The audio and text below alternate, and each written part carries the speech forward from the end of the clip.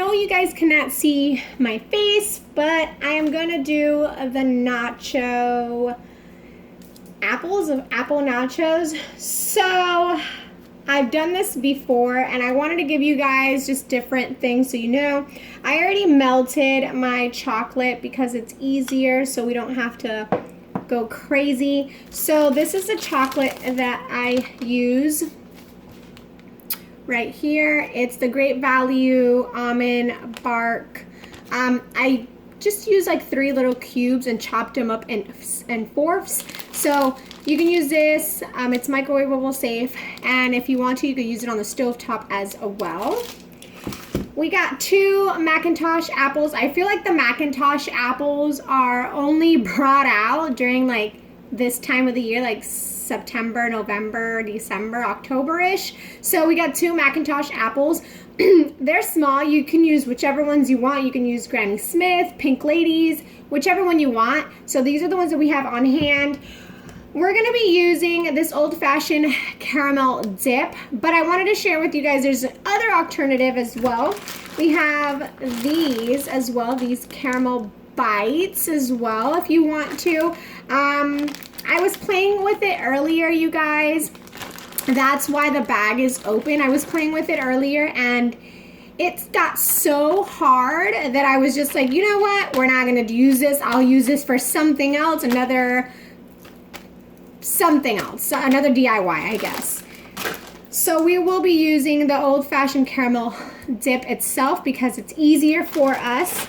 You're gonna also need one of these apple cutters. I got this one at the Dollar Tree. Is it the best? No, because it makes it uneven. But it's still pretty good and it gets the job done. We're gonna be using some of these Harvest sprinkles that we also got at Walmart. If you didn't know, Dollar Tree also carries sprinkles. So we just got this one. So I'm going to show you guys how I use this. How I use this little machine, and then the rest I will do it. If it's uneven, then you know, if you want it uneven, that's fine. If not, if you're a picky person, then you do you, boo, right? So this is kind of like a pain, as you can see right there. It was just giving me a little hard problem. You gotta kind of like, I already know right there, half of my apples are gonna be smaller than the others. Even though if they're small, you can still use them. And for the middle, and you just peel it out. And see, the bigger ones, I try to chop them up. The core comes out completely. And then you take out the seeds, obviously, and then you could cut the inside off if you want to. You can make it look extra pretty. We're just gonna be really, really honest with you guys. This is real legit stuff.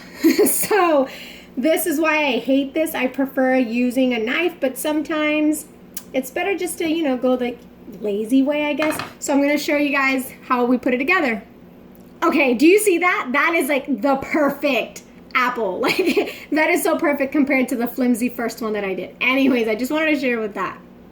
All right, so we got our apples there. Obviously, you can cut more if you want to, but my kids are very picky sometimes. They don't really want a lot of it.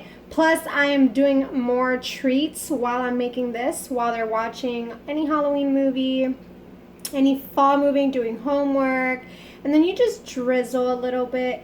Sometimes you just kind of like have to play with this a little bit and make it to the consistency, because you know it's in the refrigerator, so you want it to be kind of like room temperature. You don't want to add extra of it, but just, you know, gentle strokes, right?